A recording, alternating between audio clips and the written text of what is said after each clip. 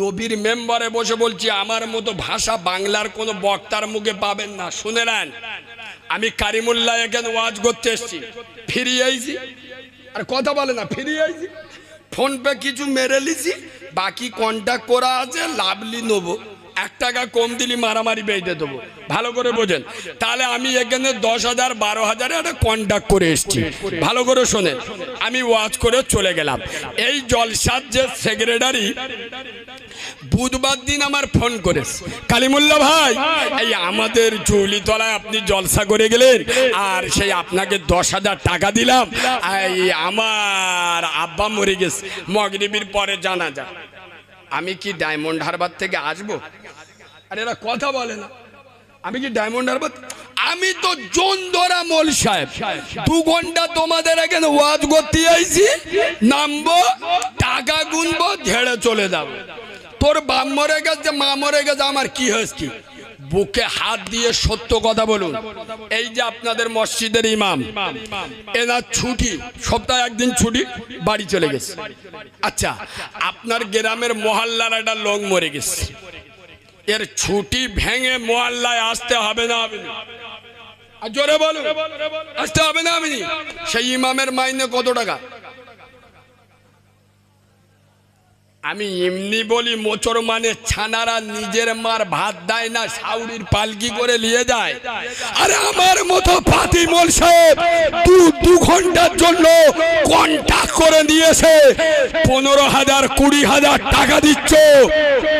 যে ইমাম তোমার মা মরে গেলে পাশে থাকবে, যে ইমাম তোমার বাপের জানাজার নামাজ পড়াবে, তোমার বাপের মুখে মাটি দেবে, তোমার বাচ্চার শরীর খারাপ হলে পাশে দাঁড়িয়ে পানিতে মাথায় ফুঁক দেবে, তার 1 মাস পরে 3,000 4,000 টাকা মাইনে।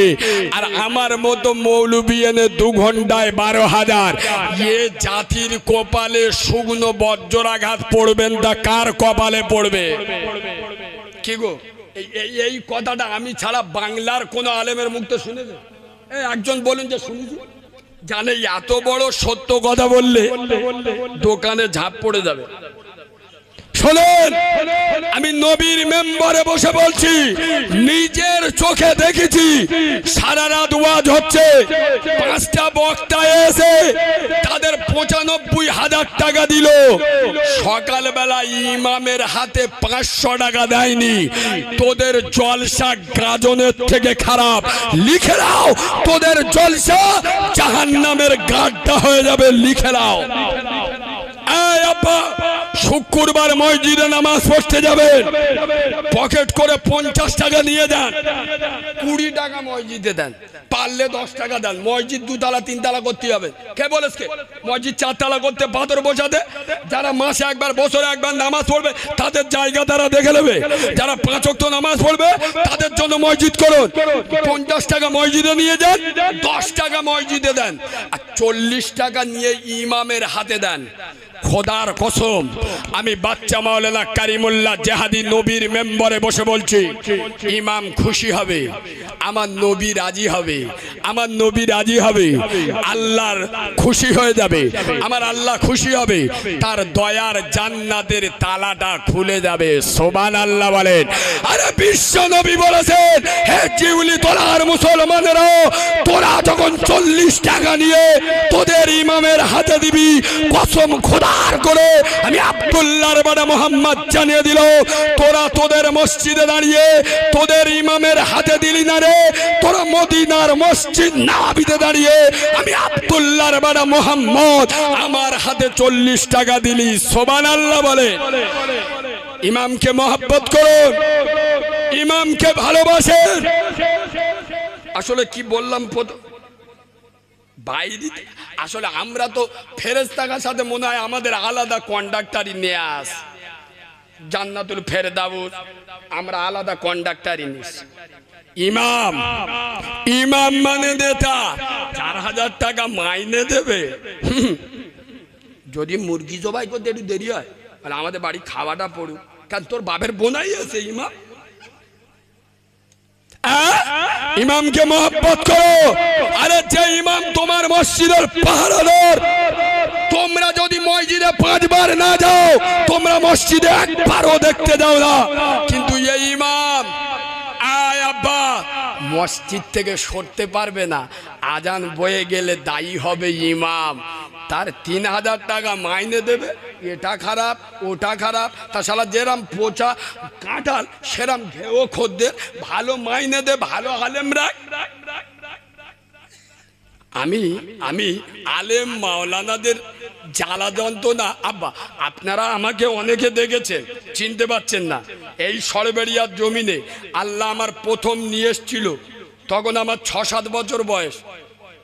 এই জায়গাটা এই দিকে আমি ঢুকেছিলাম, পাড়াটার নাম আর মনে নেই। বড় আজগারায় এসছিলাম বড় জলসায়, তখন আমার 7 বছর বয়স।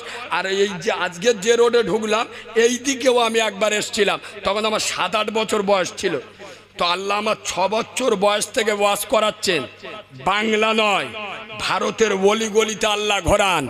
সোনার আব্বা দুটো পায়ে ধরে বলে যাচ্ছি, যারা আলেমদের ইজ্জত করে না, যারা আলেমদের সম্মান করে না, আরে যারা আলেমদের উপরে গরম দেখায়, আমাদের মাওলানা বলেন, মাওলানা ইমামের মাওলানা মৌলী সাহেব কি বলে কি বলে, আরে আমার একটা বন্ধু মেটিয়াপুরে যে ইমামতি করতো, আমার একটা বন্ধু, আর মেটিয়াপুরে যেসব ইমামরা ইমামতি করে ওরা মাইনে তো যা পায়, আর ওই ওস্তাকাদের ছেলে মেয়েদের পড়ালে আরবি শেখালে ওরা একটা ভারী টাকা দেয়, এক একটা ছেলে মেয়ের পিছনে ওরা 1500-2000 টাকা করে দেয়, কথা বুঝলে।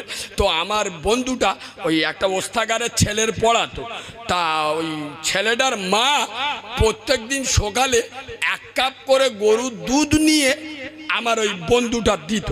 একদিন কি করেছে, এক টিফিনকারী দুধ নে আর ওর বেটার দিয়ে পেটে দে।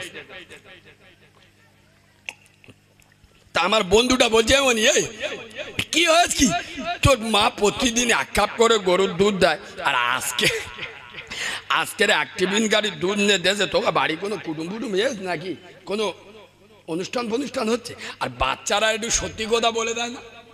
বাচ্চারা সত্যি, বাচ্চাটা বলতে ও হুজুর ও সব কিচ্ছু নাই। দেখে আজকের আমার মার টিফিন গাড়ি ঢাকনাটা দিতে ভুলে গেছিল, আর আমাদের ঘরে সেই কেলে বিড়ালটা দুধই মুখ দেশ, তা আমার মা বলে আধগুলো দুধ ফেল দিবি গে শালা মৌলী সাহেবের দিয়া। তার মানে আমাদের কিরাম চোখে দেখে, বুঝতে পারছেন?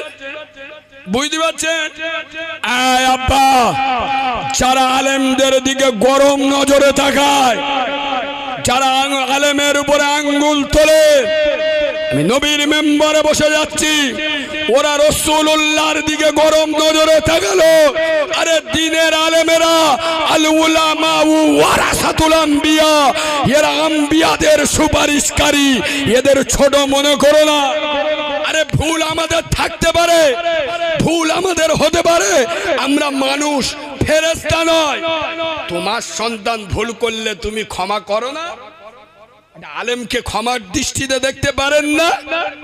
আমার সোনার আব্বা ওয়াজের মাঝখানে, কারণ আমি নেমে আর সময় পাবো না, আমি একখানা কিতাব এনেছি, আমার নিজের লেখা কিতাব, কেউ ওঠাউঠি করবেন না, আমার হাফেজ সাহেব আপনাদের কাছে যাবে।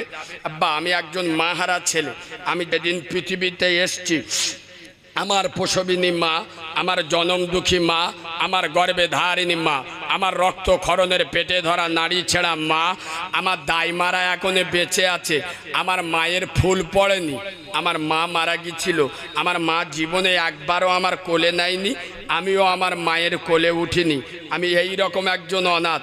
হয়তো তার দোয়া আল্লাহ আমার লাগিয়ে দিয়েছে যে আমি 6 বছর বয়স থেকে ওয়াজ করছি, আমার মা জীবনে একবারও আমার দিক তাকায়নি। আমি ব্যবসা করতে আসিনি আব্বা, আপনার 30 টাকা নিয়ে আমি 3 তলা বিল্ডিং করব না, আপনি মনে করবেন একটা এতিম ছেলের 30 টাকা খেতে দিচ্ছি, কি হচ্ছে কি, আল্লাহ বরকত দেবে। এর মধ্যে 40 পাতার বই আমি 1 সেকেন্ড আপনাদের কাছ থেকে চেয়ে নিচ্ছি। প্রথম পৃষ্ঠায় আমার অ্যাড্রেস, ফোন নাম্বার তো পাবেন, এর মধ্যে পাবেন আপনার বাড়িতে যদি 10 জন মহিলা থাকে 10 জনের জন্য নিয়ে যান। সামনে রমজান মাস আসছে, মেয়েদের কেমন শরীর খারাপ হলে নামাজ পড়া চলবে, মেয়েদের কেমন শরীর খারাপ হলে নামাজ পড়া চলবে না, মেয়েদের শরীর খারাপ অবস্থায় বাড়ির সব কাজকাম করতে পারবে কি পারবে না, মেয়েদের শরীর খারাপ অবস্থায় মৃত ব্যক্তির পাশে দাঁড়াতে পারবে কি পারবে না, মেয়েদের শরীর খারাপ অবস্থায় মৌত বাড়ি যেতে পারবে কি পারবে না, মেয়েদের শরীর খারাপ অবস্থায় ওর বিয়ে দেওয়া যাবে কি যাবে না, মেয়েদের শরীর খারাপ অবস্থায় হাতে মেহেদি দেওয়া যাবে কি যাবে।